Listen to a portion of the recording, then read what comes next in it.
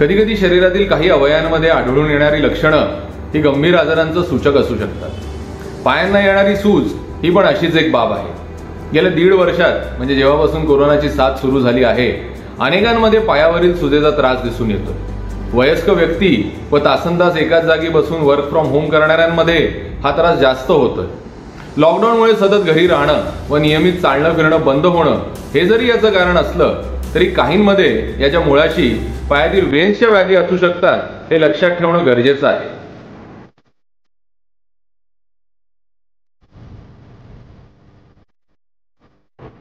प्रथम हे बघू की पायातील वेन्स म्हणजे काय व त्या कोणत्या प्रकारच्या असतात। आपल्या पायात ज्या रक्तवाहिन्या हृदयातून शुद्ध रक्त घेऊन येतात त्यांना आर्टरीज म्हणतात व ज्या रक्तवाहिन्या डिऑक्सिजनेटेड म्हणजे अशुद्ध रक्त पायातून हृदयाकडे घेऊन जातात त्यांना आपण वेन्स म्हणतो। या वेन्स पण 2 प्रकारच्या असतात। सुपरफिशियल वेन्स जे आपल्या त्वचेखाली असतात त्या सहज दिसून येतात व डीप वेन्स जे आपल्या स्नायूंखाली हाडांच्या जवळ असतात। पायातील साधारण 20% रक्त हे सुपरफिशियल वेन्स मधून हृदयाकडे जातं तर 80% हे डीप वेन्स घेऊन जातात आणि दोघांपैकी कुठेही प्रॉब्लेम निर्माण झाला तर पायाला सूज येऊ शकते।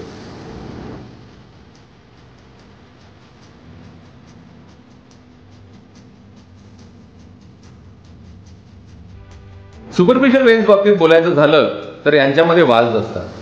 पायाच्या घोट्यापासून ते थेट जांघेपर्यंत साधारण 5 सेंटीमीटरच्या अंतरावर अशा अनेक वाल्व्ज असतात। या वाल्व्हचं काम म्हणजे जे अशुद्ध रक्त हृदयाकडे चाललंय ते मागे येऊ न देणं। काहींमध्ये या वाल्व्ज कमकुवत असतात। जास्त वेळ उभं राहण्याचं काम, ओबेसिटी म्हणजे लठ्ठपणा, वाढतं वय, अनुवंशिकता ही याची काही कारणं आहेत। परिणामस्वरूप अशुद्ध रक्त पायातील वेन्समध्ये साठू लागतं। अशा फुगलेल्या वेड्यावाकड्या दिसणाऱ्या सुपरफिशियल वेन्सना आपण व्हॅरिकोज वेन्स म्हणतो व त्यांच्यामुळे पायाला सूज येऊ लागते। डीप वेन्स मध्ये होणारा प्रॉब्लेम हा थोडा वेगळा असतो। काहींमध्ये यात ब्लड क्लॉटिंग म्हणजे रक्त साकळतं, याला डीप व्हीनस थ्रॉम्बोसिस म्हणतात। पायाला मुकामार लागणं, पायाचे हाड फ्रॅक्चर होणं, रक्तातील घटकांचे दोष ही याची काही कारणं असू शकतात। काही कोरोना बाधितांमध्ये पण हे डीप व्हीनस थ्रॉम्बोसिस दिसून आलंय। परिणामस्वरूप या केसेसमध्ये देखील ब्लड सर्क्युलेशन नीट होत नाही व पायाला सूज येऊ लागते।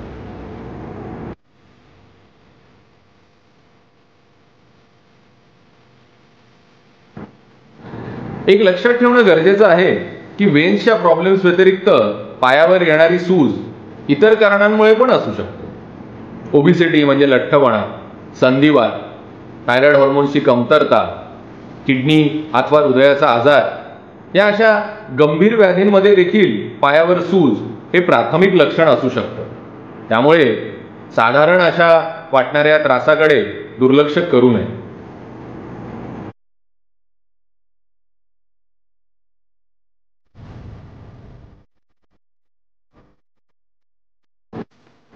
पायाला येणारी सूज ही वेन्सच्या बाधेमुळे आहे हे ओळखता येऊ शकतं।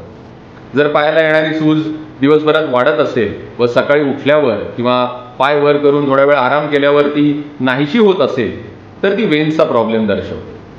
पायावर मोठ्या वेड्यावाकड्या वेन्स दिसत असतील, ज्याला आपण व्हॅरिकोज वेन्स म्हणतो, तर त्या देखील वेन्सचा प्रॉब्लेम दर्शवतात। पायाच्या घोट्याजवळील त्वचा काळी पडणं किंवा त्या भागात त्वचा रोग होणं हे पण वेन्सच्या प्रॉब्लेमचे सांकेतिक आहे।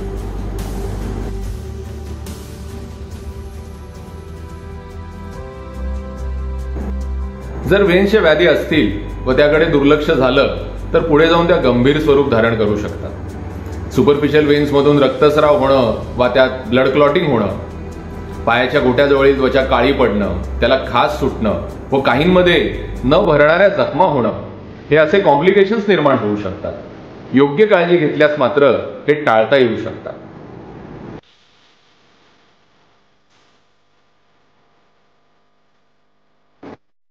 पायावर सूज जाणवत असेल तर ती कमी करण्यास व टाळण्यास काही उपाय आपण नक्की करू शकतो। एकाच ठिकाणी तासनतास बसून राहू नका। वर्क फ्रॉम होम कल्चरमुळे हे अनेकांमध्ये होतं। थोड्या अवधीसाठी का होईना मध्ये मध्ये पाय मोकळे करावे। एक 5 मिनिटांचा शॉर्ट वॉक पण सफिशियंट आहे।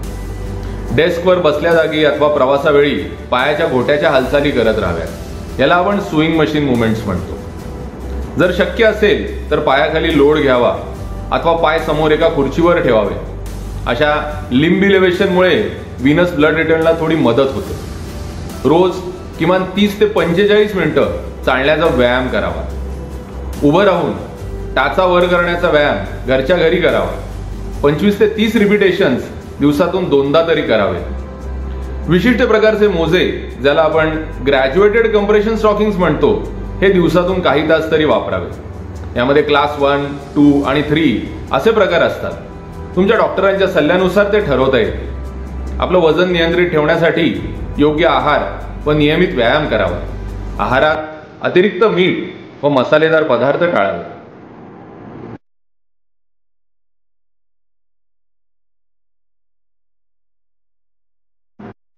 आधी सांगितल्याप्रमाणे पायावरील सूज ही कधी कधी गंभीर आजाराचं पण लक्षण असू शकते. जर ती कमी होत नसेल तर आपल्या डॉक्टरांचा सल्ला अवश्य घ्या. तपासणीनंतर काही ब्लड रिपोर्ट्स व इतर गरजेच्या टेस्ट तुमचे डॉक्टर सांगतीलच. कारणाचे योग्य निदान झाल्यावर त्याचा उपचार करणं मग सोपं होतं. वेन्सचे प्रॉब्लेम डायग्नोज करायला मात्र त्यांची सोनोग्राफी, ज्याला आपण कलर डॉपलर म्हणतो, ही करावी लागते.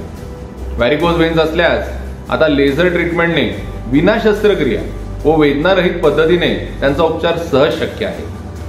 तर अशा प्रकारे पायावरील सुजेबाबत थोडी जागरूकता बाळगली तर पुढे होणारे त्रास हे नक्कीच टाळता येतील.